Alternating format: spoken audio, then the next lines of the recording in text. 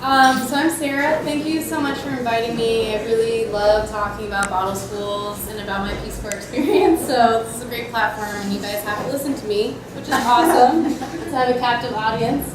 I've worked at Tug Forward for 2 years. I'm in graduate school right now at the Monterey Institute of International Studies, so I'm not able to work for them anymore, at least while I'm in graduate school. But the first time I ever met people from Tug Forward, and you'll be meeting the key people, those of you who are going to Guatemala, they're amazing people, was during my Peace Corps service in El Salvador, where my community and I built a bottle school together, and that's when I first heard about bottle schools. So, where do I point it right here? Oh, okay. So, why bottle schools? For my community, at least, we had an overcrowding issue. In El Salvador, a lot of children, especially girls, don't go to school past 6th grade because there's no teachers and there's no classroom space. So in my school, that was the same issue. We only had 3 classrooms, and my school only went up to 6th grade. Most girls only went up to 5th grade because their parents were like, what's the point of sending you to school for another year when you can work at home and take care of your siblings and take care of the house? So the very first project that I was asked to do was figure out how to construct a 4th classroom. And I looked at all the options, especially using local materials, traditional brick methods, and it was way too expensive. And so I looked online and I networked with other Peace Corps volunteers, and I met a Peace Corps volunteer in Guatemala who was doing this same project. And I met up with Tug Forward, and they advised me on construction plans, and from there, it was quite the adventure. The following slides will show the basic construction method of a bottle school. It's not a school just made out of bottles, which is what my community members thought, and that's what a lot of people think when they first hear about bottle schools, is just literally a structure supported by bottles, which it really isn't. But these are some of the schools that Tug Forward has built in Guatemala. I think there are almost to 30 classrooms now, all over the country, and you can see that the model is different in every community. They now have a specific construction plan that they use for safety reasons that has been tested for earthquakes and all of that, because Guatemala has, I think it's one of the countries in Central America with the most volcanoes per square mile, so they have a lot of earthquakes. They also have a lot of floods because of deforestation and things like that, as does El Salvador. But you can see this model can be used in all different types of terrain. The one with the hutch was on the beach. So it's a model that can be used anywhere in the world. So this is my bottle school project. Basically, bottle schools, the bottles just act as insulation. They take the space of bricks, so they don't actually hold up the building at all. But they do serve a great environmental purpose. If you can see, these bottles are stuffed with trash.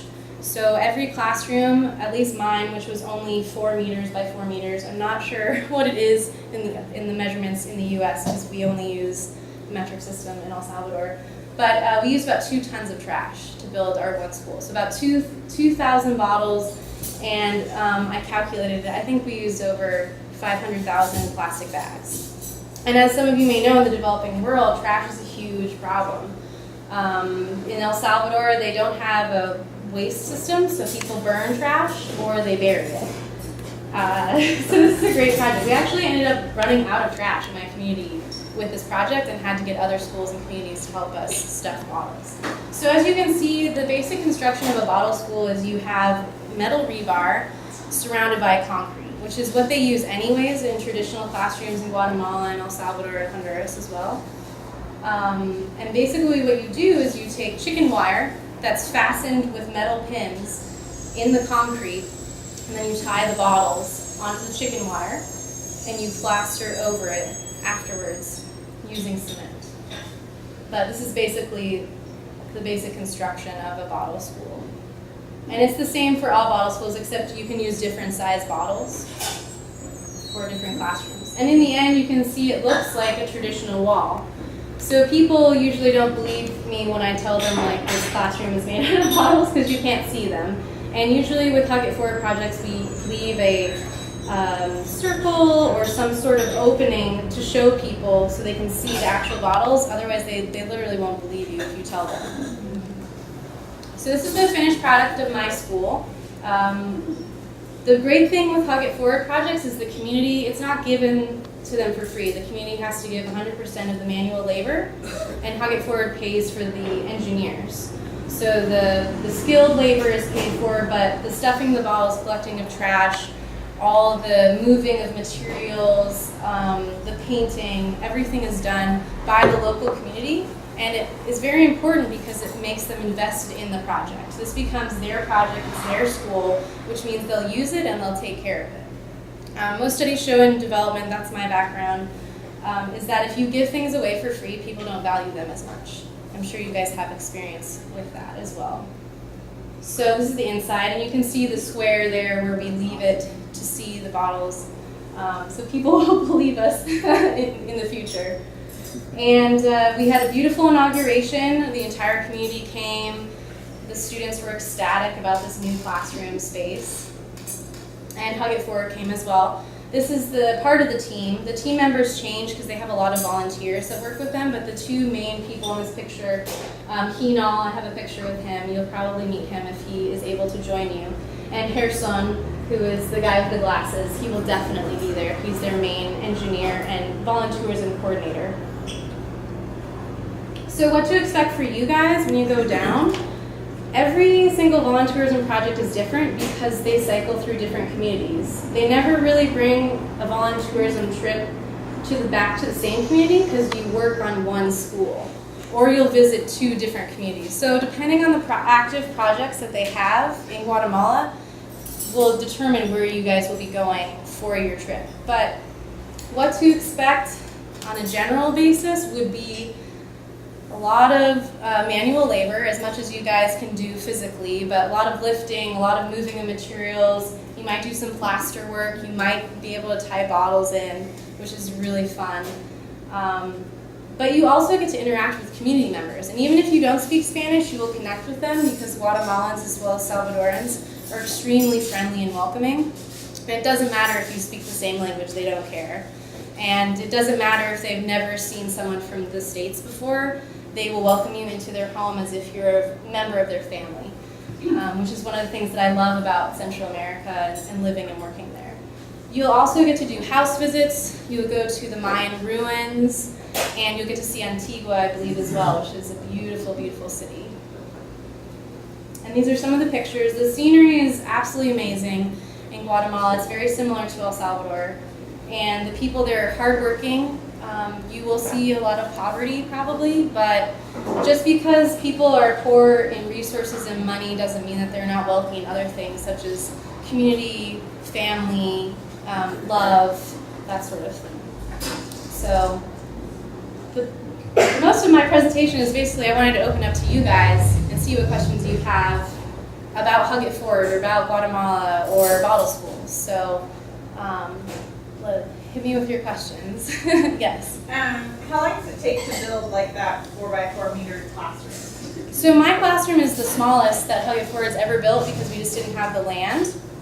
And my classroom was the first in El Salvador, or actually the first ever to be built outside of Guatemala. And since it was the first in El Salvador, it took me a very long time to convince my community that it would not fall down.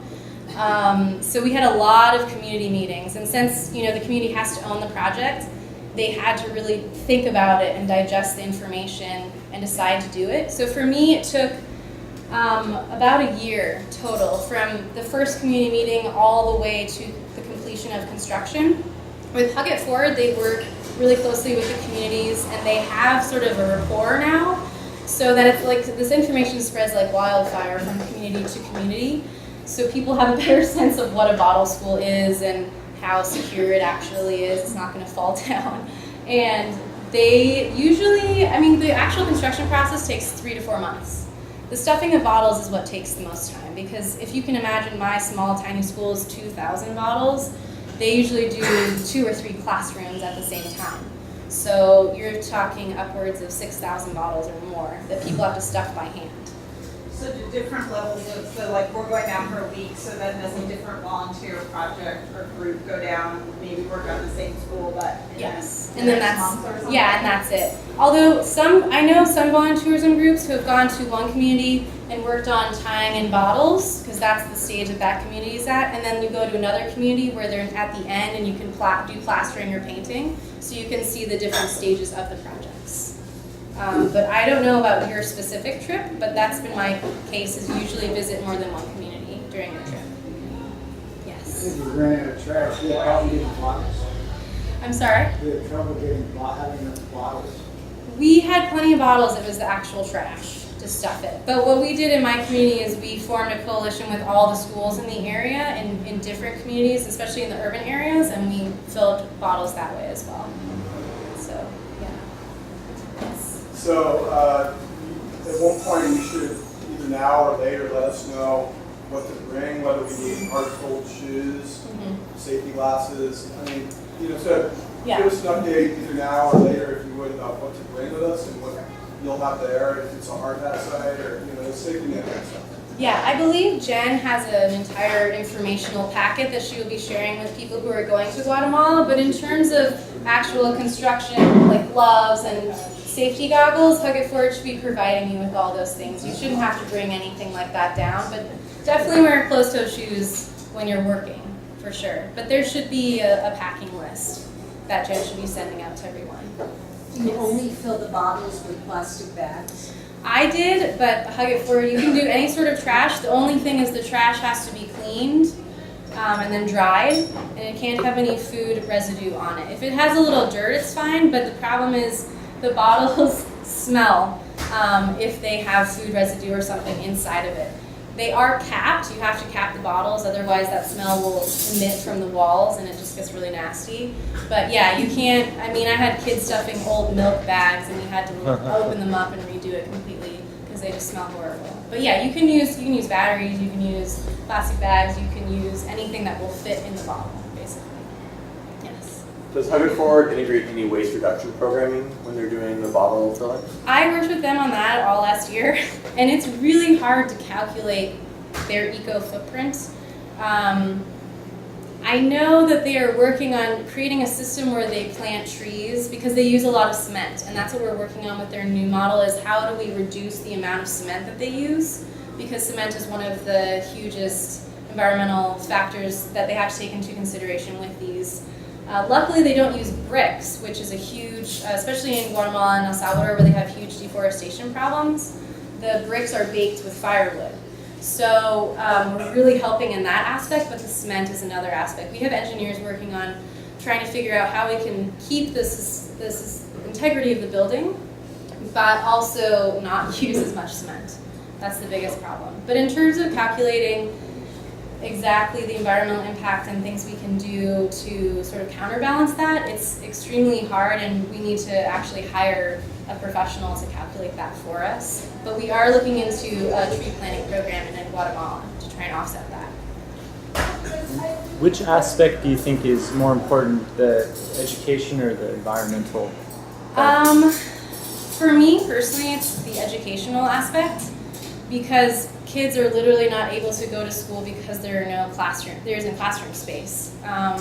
It's not as much the teacher factor, it's more the space factor. But it's a great mix of both, so I think it's a pretty even balance for both the environment. I think also the community capacity building aspect, where community members for the first time, especially in my community, had never felt that they could do anything this big before. And they all came together, it didn't matter their religion or social status or whether they were women or men. Everyone helped out in the project and everyone owned the project. And I think that is almost more important than anything else, is community members realizing, oh yeah, if we get together and we do this as a group, as a team effort, we can accomplish anything. Because it's like, look, we just built a school out of bottles. And now in my community, like, Latino Fox News has come and done interviews with my school director, and their name is being blasted all over El Salvador. So I think that for me was the biggest realization, going from these small community meetings of, how can we can't do this. We're just, poor farmers. We have no education. Most of them can't read, the older people, to, oh my God, we just built a classroom for generations of our children and our children's children. So, How's the site chosen? the site? Yeah, how's the site chosen? For Hug It Forward in Guatemala, they have to apply for Hug It Forward to come in and help them build a bottle school, because they have engineers that work with the local community engineers, so they follow the same basic model. The original sites were chosen by Peace Corps volunteers, actually, and Hug It Forward works a lot with Peace Corps volunteers because they tend to know their communities very well, and whether or not their communities are good candidates for a bottle school project, because not all communities are good candidates. And on their website, they have like a whole list of, if you're a good candidate, these are the qualifications that you might have, and if you're not so good of a candidate, this might be why. For example, if you're in a community and the community members don't like the idea and they're not going to support it, or they don't have time to do the manual labor, it's not a good project for them because it won't be completed. Any other questions? So I just wanted to mention one thing, because I did go with my daughter El Salvador, and you meet these kids, and they are so enthusiastic. I mean, just to get a taste of what it means to speak English, what it means to be introduced to another culture, and they don't have the facilities sometimes to go from 6th to 7th grade. It takes them 40 minutes to take a bus to go to 7th grade, and it's 40 cents, and they can't afford it.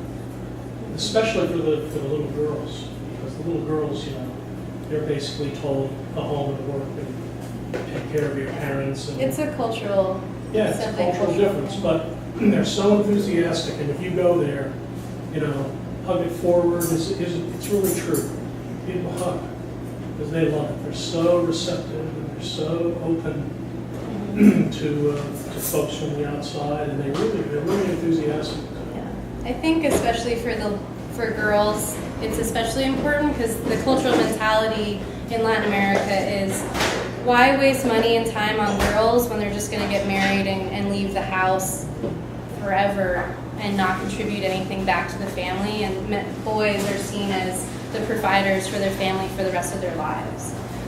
So girls are not as valued for education, although that really is changing. You can see the change from 10 years ago to now. It is changing, but I think it also is part due to projects like this, where you do put an emphasis on, hey, let's make sure there's space for these girls, because as long as they want to go, they can go. There's no barrier for them going besides lack of classroom space. Yes. How do you fill those classrooms with teachers? There are plenty of teachers. Basically, in Guatemala and in El Salvador as well, there's a Ministry of Education, and they pay for not everything necessarily. The kids have to buy their own school supplies, and sometimes their uniforms. Sometimes those are subsidized. But they have a nationwide educational system. And teachers, especially for women, is one of the better paying professions as well. So there is an incentive for people to become teachers and school directors and things like that, for sure. Are they already lined up though, while Yeah. the site, before the site's built, or? Oh yeah, they have to ensure that there will be teachers to fill the space before they sign that contract with the community, before the school is even talked about being built. Yes. Yes. Percentage of the costs what percentage goes towards costs of the money you guys raise, or the Hug It Forward raises? Well, you mean like donations to Hug It Forward, how much of that goes to projects? Hug It Forward has a really interesting development model where they have voluntours and trips that you guys take, and those pay for overhead for their staff and the engineers and the consultants, so that all the money donated directly to Hug It Forward, 100% goes to their projects and to the communities directly. It's a really innovative idea that I hope more nonprofits take into account. Yeah. Yes. In many places, the little girls don't continue school out of fear of retribution. Is that a problem in Latin America? Not so much. It's more, Cultural? yeah, it's more having to do with how much money the family has to spare how many children they have, and if they're how many boys versus girls that they have. Yeah, it's not, women are not attacked for going to school, no. Yes. Is Huggett Ford interested in pursuing schools outside of Guatemala? That was actually my project all last year. We did an outreach towards mostly Peace Corps volunteers to start out with, just because Peace Corps is an organization that's developed and volunteers go through very rigorous training and then live in these communities and really get to know them very well. So we are definitely interested in reaching out to other communities. We were looking into Panama for a while, but I think they really want to develop their base in Guatemala, which I think is a really good idea, so they don't stretch themselves too thin, and they really want to perfect their construction model as well. But yes, they are definitely interested in going to other countries. Yeah. Well, we do. Yeah, exactly. We do actually have a bottle school manual that you can find on their website. I spent all last year editing that with Keenal and the Huggett Forward guys.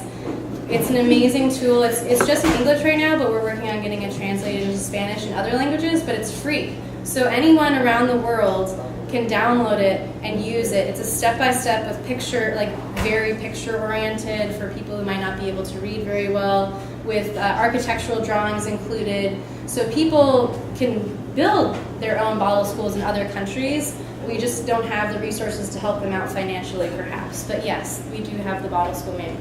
Yes. How long has Huggett Forward been doing this? Oh, they have a pretty long history in Guatemala. They started around 2002 was when they first started with the idea and talking. It was basically a chance meeting of a Peace Corps volunteer named Laura in Guatemala, and she was friends, and then a friend of a friend was one of the founders of Huggett Forward, and they went down just for fun to help her build this school that she had come up with the idea of using wood beams and bottles, like very, very basic construction. And from there, it's been growing and developing.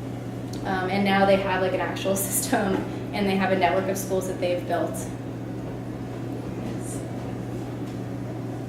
Yes.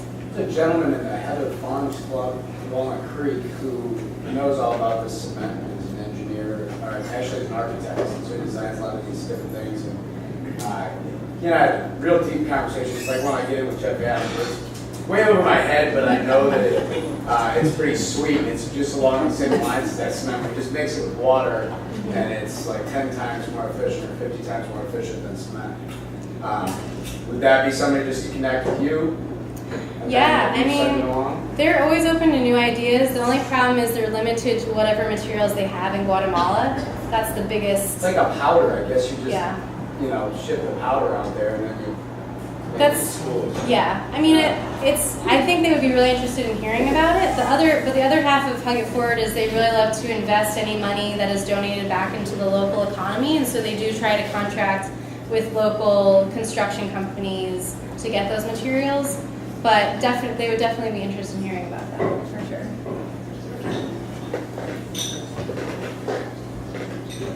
Do you guys have any questions about, those of you who are going, do you have any questions or you want to know more about what Guatemalans are like, or food, or? Yes and yes. Yes and yes. So. See these watches, don't wear them. Yeah. No, I mean, you guys will be traveling with Huggett Forward the entire time. There will be at least 2 people there with you the entire time. You'll be traveling by private transportation, so your experience will be very different from my experience as a Peace Corps volunteer, which is a good thing, I think. It's a very safe, all the places that you'll be going to, many voluntourism trips have happened there before in terms of where you'll be staying and the tourist sort of things that you'll be doing, like going to markets, going to visit women's co-ops, the mine ruins. But for those of you who do speak Spanish, Guatemalans speak a very different Spanish from everyone else. I mean, every country does in Latin America, of course. And it's very similar to Salvadoran Spanish, but they have a lot of slang, which is super fun. And if you guys can look it up or you want a list, I have a list.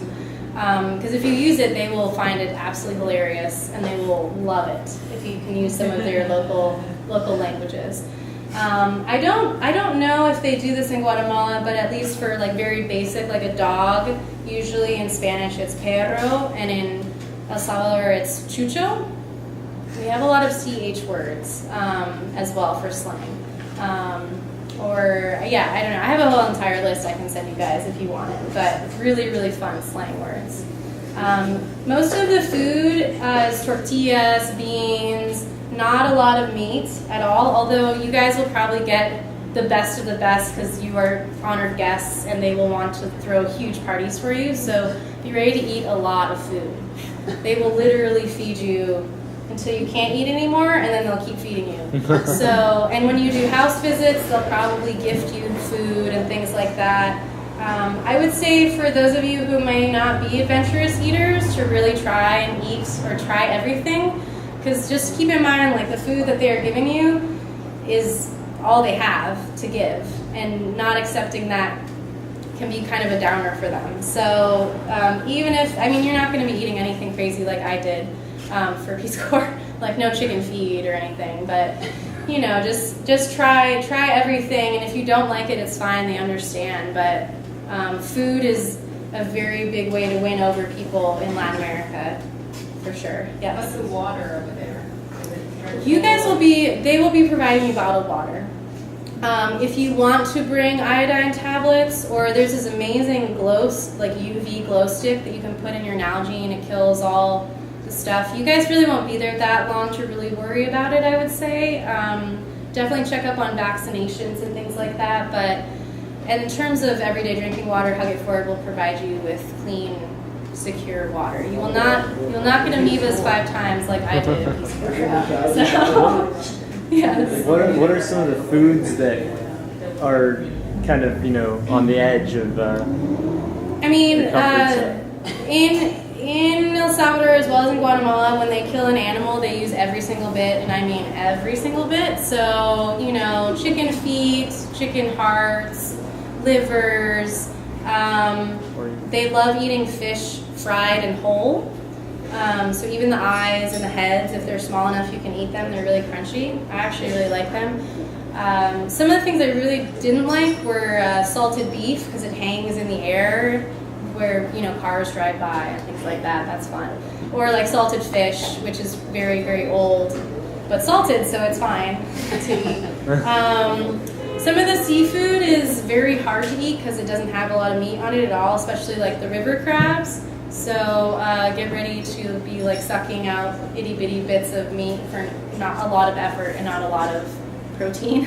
But most of the food is actually really, really good, and it's fresh. For any vegetarians, all animals are free range, so you don't have to worry about that. Sometimes they're too free range, but not for you guys. You will not be finding chicken eggs in your bed like I did in El Salvador.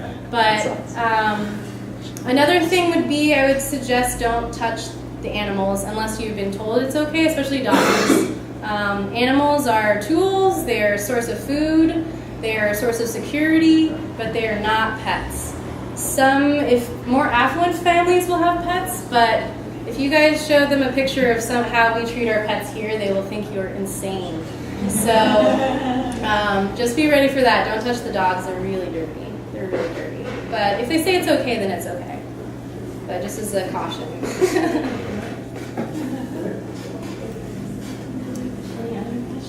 Any other questions? Okay, well, thank you so much.